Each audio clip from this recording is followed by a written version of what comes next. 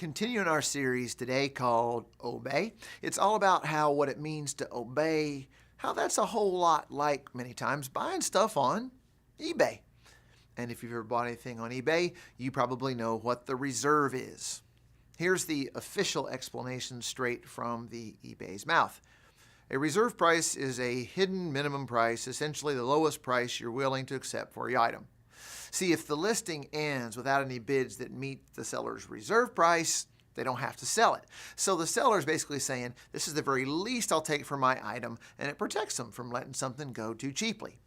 But for the buyer, you not only don't know exactly what the reserve price is, but once it's reached, the bidding can keep on going just beyond that with no real limit.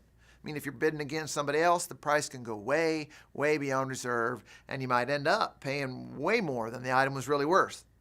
Unless, of course, the old saying is true that something's worth whatever somebody's willing to pay for it. The way eBay works many times is a lot like how Obey works, especially when it comes to the reserve. Obeying God might lead you to a place that's way beyond what you hoped it would cost you. Way beyond what almost anybody would consider, like the minimum of being a true person of faith. When I was in college, I believed through a series of events that God was calling me to sell basically everything I had of any value, to give the money away to help people in need in a particular part of the world. And it was hard because I was a stereo guy. And the main thing I had that was really worth anything was my stereo system. And man, that thing was my pride and joy. It was hard. It was really hard too, because I didn't know anybody else who was sensing God telling them to sell their stereo. That was hard. Another time, and a lot of y'all who know me know this, I won't go that far into it, but one day, my wife of 13 years, mother of my children, came home and said, marriage is over. No way, not working it out. And I really felt like what God wanted me to do was to hang in there and do anything and everything I could possibly do for that relationship to be saved. And man, it was a long, long year of God wanting me to do stuff that I felt was just way beyond what I was humanly capable of doing. Way, way beyond reserve. Man. But it's not just big stuff like that. On a fairly regular basis, the longer I'm a Christ follower, the longer I'm finding that being somebody who obeys is pretty costly. And I find myself wondering pretty often if the price is just too high. Especially because I believe, don't miss this, I believe with all my heart that God doesn't love me because I'm good at obeying. And he won't love me more if I do, and he won't love me less if I don't. And when I think about it that way, when I don't technically have to obey to be loved and accepted by him, a whole lot of stuff God calls me to do seems way beyond reserve. Each week of this series, we're looking at a particular story from the first half of the Bible, the Old Testament. And last weekend, we talked about the beginning of a particular guy's spiritual journey. And today we pick up his story years and years later. It's a story of a guy who basically had it all except for one thing. He was married, but he didn't have any kids. And he just so badly wanted a son. And his story is really interesting because even when he and his wife are far past childbearing years, God says to him, I'm going to make you into a great nation, a great people. I'm going to bless you and bless the world through you. So I'm going to give you a son. And then at a very advanced age, after years and years of waiting, God makes good on that promise. And at the age of 100 for the man and 90 for his wife, they have a son. Somebody once said they're the only ones in the grocery store buying both Pampers and Depends. And as you can imagine, this son they'd longed for and waited for so long, man, he was their pride and joy. They had paid a high price of waiting on God and believing God against all odds all those years, but it had paid off. Now they have a son, and God's clearly making good on this awesome promise to make the man and his wife into this great nation, this great group of people who were going to be not only blessed, but who would be a blessing to the whole world. Now, the man and his wife, they were far from perfect. All sorts of failures and detours on the road of obedience for them. But this whole obey thing is really looking good as their son grows into a healthy, fine young man. Then one day, God comes to the man and he says this. I'll just let you read it for yourself.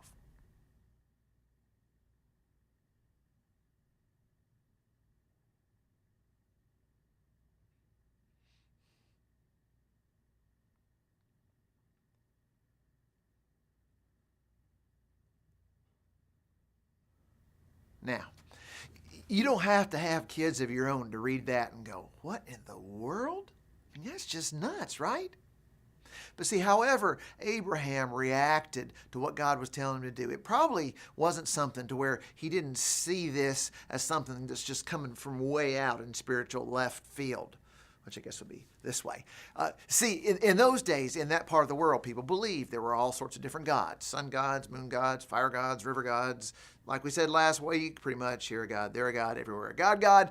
And it was not uncommon for these various gods from time to time to be believed to be demanding the life of a child as part of, following that god. I mean, to us, sacrifice, child sacrifice is barbaric and unthinkable. But in those days, I'm sure it wasn't easy. But I'm also sure it was not uncommon. So on the one hand, odds are pretty good that Abraham was not shocked by what God was telling him to do. But on the other hand, everybody, he had to really struggle with it, obviously, with just beyond what any words can express. Because think about it. God had said he'd make him and his descendants into a wonderful group of people who were blessed by God in order to bless the whole world. But now God's telling him to take the life of the only way that promise was going to come to fruition. I mean, giving up his only child, his only son. I mean, Abraham had to be thinking, come on, God, this is the child of promise. He's the only son I've got. I mean, he had to be thinking, why would God give me this miracle and then take it away? I can't even begin to imagine what it was like to be in Abraham's sandals. But my guess is everybody here is having trouble of conceiving of this level of obedience. And I don't mean just the whatever it would take to perform this act of obedience.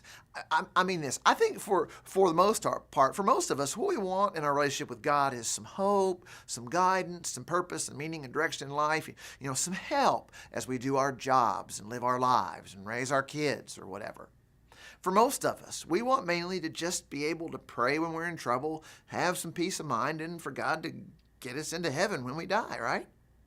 I mean, come on. Let's just get real here. A whole bunch of us don't even bother to show up here on the weekend unless we got nothing better to do or we didn't wake up too late. And then we walk in here today and hear a story about a guy who's called to obey by sacrificing his only son. I mean, that is out there, isn't it? Isn't it? I mean, you can say yes, no, or I don't know. Isn't it? And yet that's exactly what's going on here. That's exactly how he's told to obey, and that's exactly what he does. He packs up wood for the burnt offering and takes his son on a 3-day journey to a place called Mount Moriah. Somebody say Mount Moriah. Mount Moriah. That's an important part of the story here, and we'll come back to it. So the man and his son and some of their servants, they're walking for 3 days until they get to the foot of Mount Moriah. And at this point, the man leaves his servants behind at the trailhead, and he walks on up with his son to the place where the altar of sacrifice would be built. And as they continue on, the son gets to thinking, Dad, we got wood and we got fire and a knife for this sacrifice, but what are we going to be sacrificing, per se?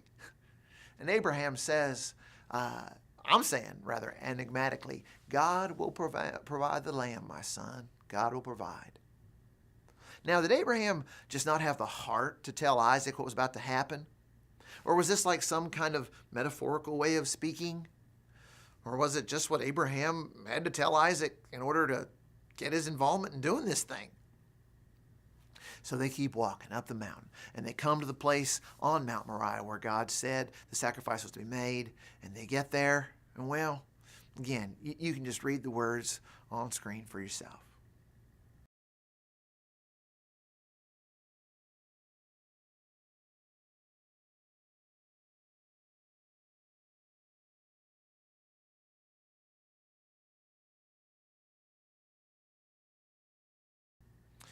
Now, not only is this a breathtakingly, just mind-boggling scene. A father placing his only son on an altar to sacrifice him to the God he'd sworn his allegiance to.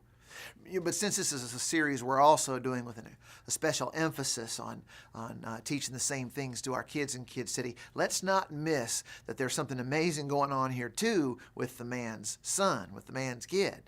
Now, Isaac was not a little child at this point. He was a young man, probably in his early 20s. And I'm saying this, no way is old guy Abraham tying him up and putting him on the altar if Isaac doesn't let him. I mean, at some point, Abraham had to tell him that he was obeying God there on Mount Moriah. And Isaac had to say, okay, Dad, if that's what God says for us to do, let's do it. Let's obey. Somebody raised his son to know something about the importance of obedience. But then the big moment comes. Abraham raises the knife in the air, and then God steps in.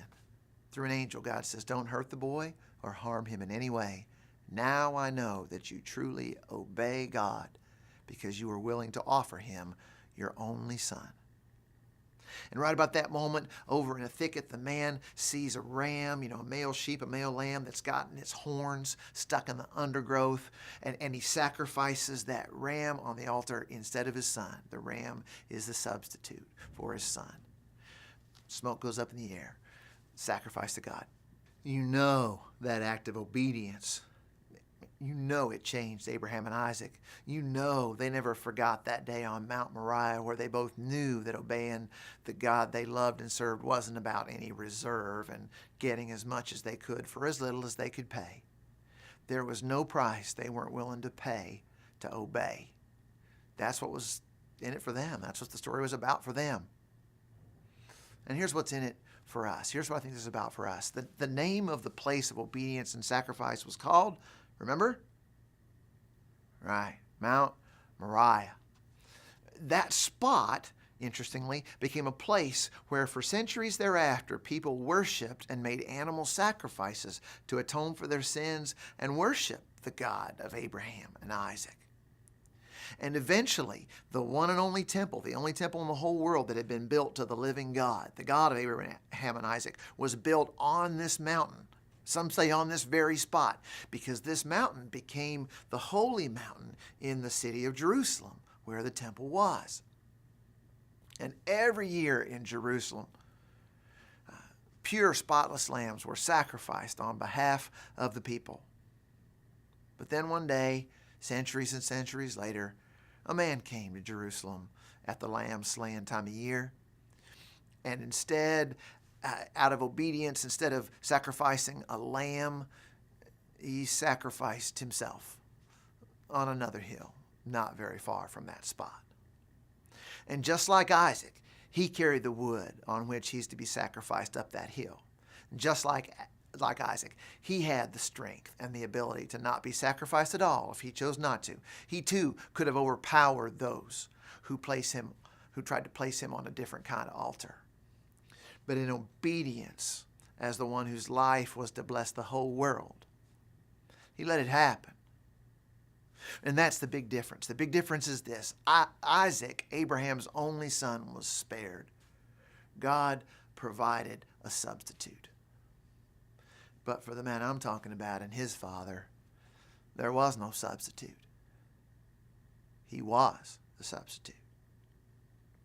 Instead of a knife being raised, but never having to fall to sacrifice the one son, a hammer was raised and fell time and time and time again as nails were driven into the flesh of this other son.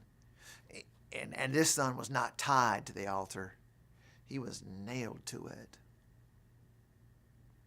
Friends, obeying God is not something that's meant to be done for as low a price as possible. God calls us to bid way beyond reserving each and every area of our lives, in our relationships, in our careers, our neighborhoods, our finances, our schools, you name it. Make no mistake about that. When it comes to obeying, the hard thing and the right thing are usually the same thing. And mark this, mark this well. You and I are called to obey the one who, for the love of us, obeyed at a level of sacrifice that is just far beyond human comprehension. No man has ever loved you. No woman could ever love you as he has loved you.